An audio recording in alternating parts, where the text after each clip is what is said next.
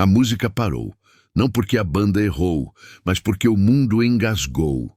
Ela entrou com um vestido que não pedia licença e uma barriga de 6 meses que não aceitava mais ser ignorada.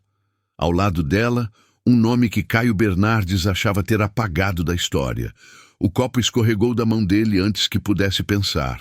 Na noite que deveria ser sua consagração, ele descobriu o que realmente significa perder o controle. Era a noite mais aguardada do ano no calendário empresarial. O Baile Horizonte. Uma celebração que misturava luxo, reputação e ambição em doses tão exatas quanto o champanhe servido nas taças de cristal. Caio Bernardes chegou no auge. Aos 38 anos, havia se tornado o rosto da transição energética no país. Um bilionário self-made, reverenciado como visionário, temido como estrategista. Os holofotes o seguiam como se fossem programados para reconhecer seu rosto. Mas naquela noite ele queria mais do que atenção.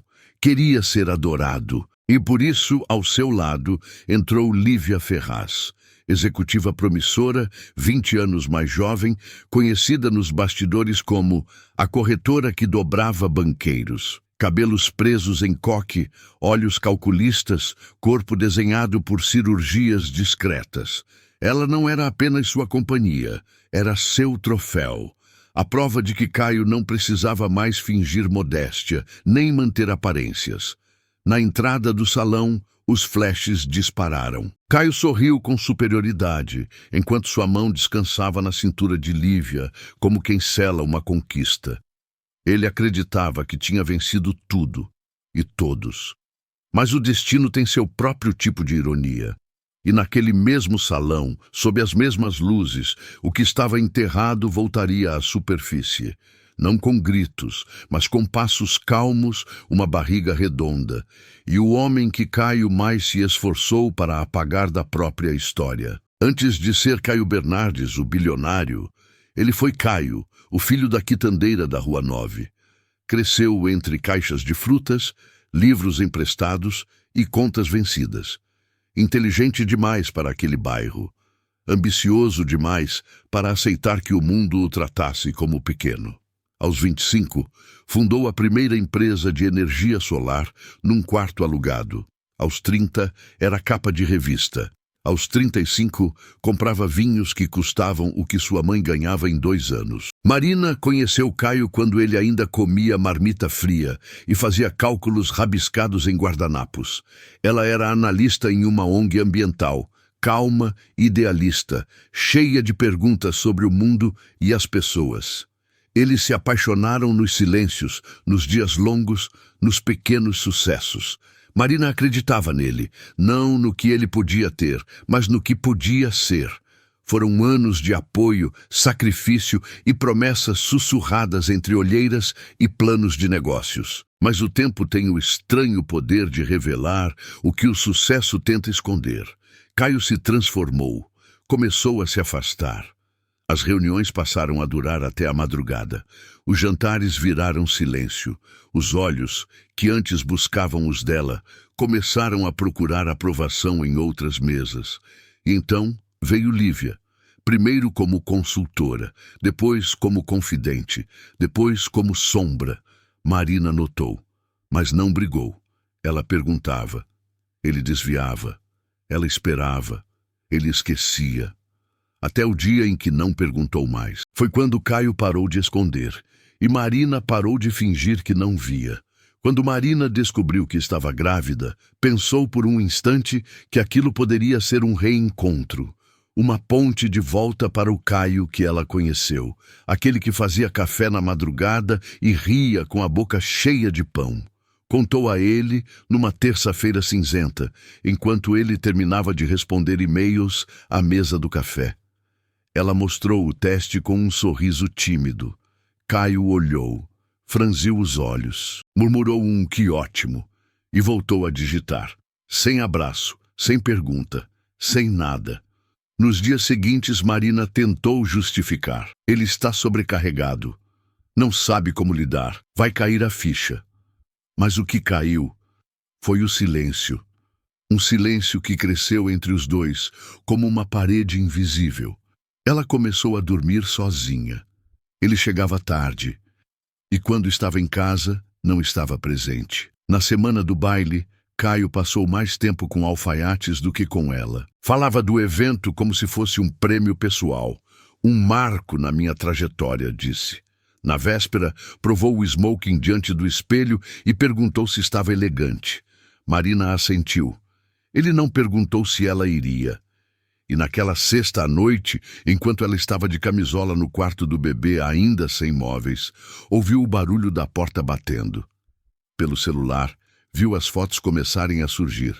Caio Bernardes, no Baile Horizonte, acompanhado da executiva Lívia Ferraz. Foi nesse instante que o silêncio parou de doer e começou a gritar. O mundo seguiu em frente, mas Marina ficou parada.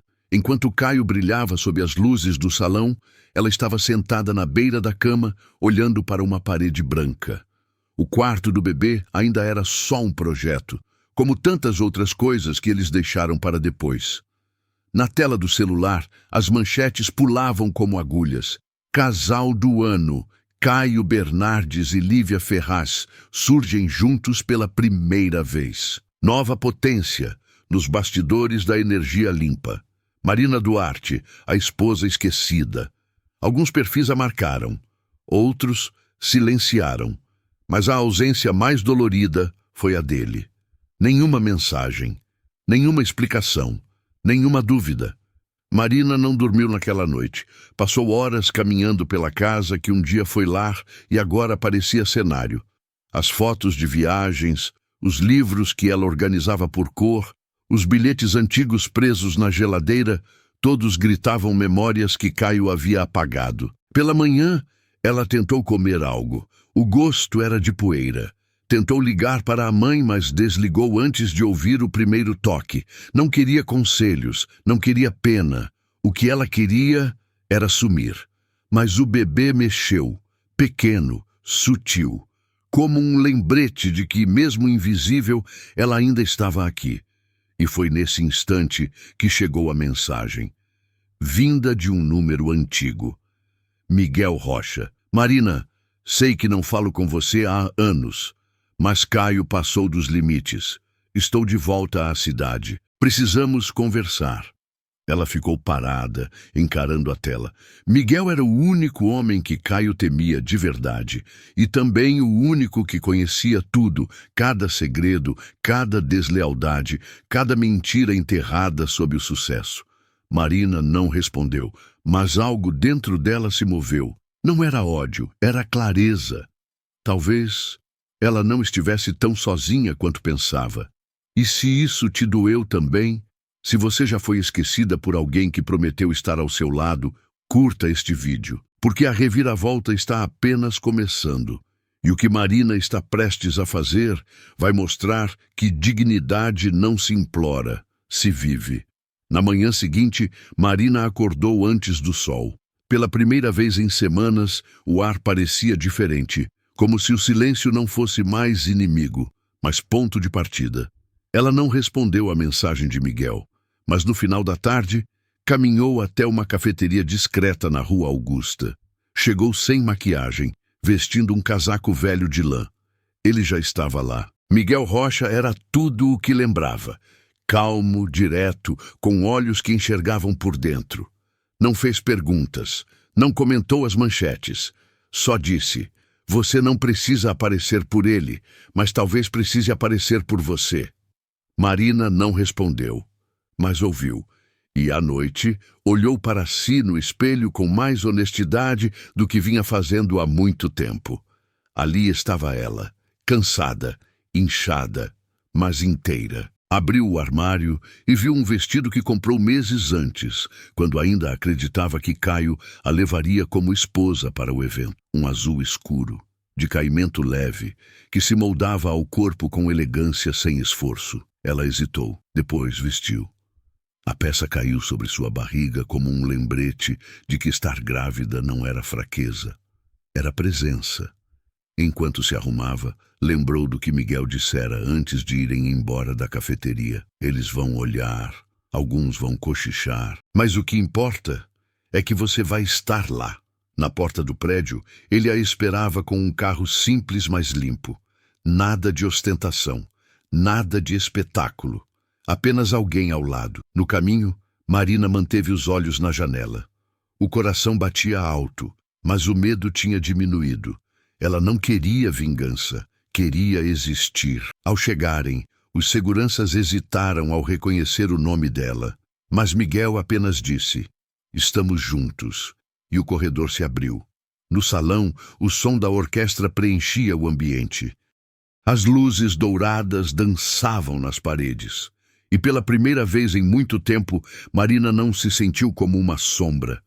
Ela entrou, com o que Caio havia descartado, com o que Caio não podia controlar. Os primeiros olhares foram de surpresa, depois de pura confusão. Marina caminhava como quem sabe exatamente onde pisa, ainda que por dentro cada passo pesasse mais que o anterior. O vestido azul se movia como brisa e sua mão repousava suavemente sobre a barriga. Miguel estava ao seu lado, não como escudo, mas como presença. As conversas foram morrendo aos poucos. Taças pararam no ar. E uma sequência de sussurros cortou o salão como vento antes da tempestade. "É ela? Ela está grávida? É o Miguel Rocha?" Caio Bernardes estava no centro da atenção, ao lado de Lívia, com um discurso decorado pronto para impressionar investidores. Mas ao notar a movimentação, virou-se para a entrada e paralisou. O olhar de Caio encontrou Marina como quem encara algo que julgava enterrado. Mas ela não desviou, não sorriu, não desafiou. Ela apenas existiu.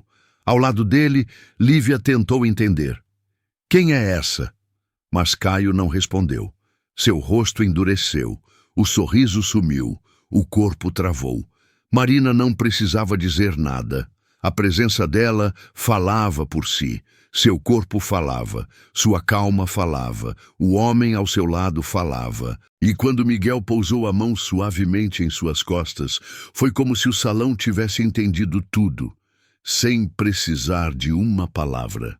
Os mais próximos se afastaram. Alguns se entreolharam. Outros abaixaram a cabeça. Caio tentou manter a pose, mas já não era o centro da narrativa.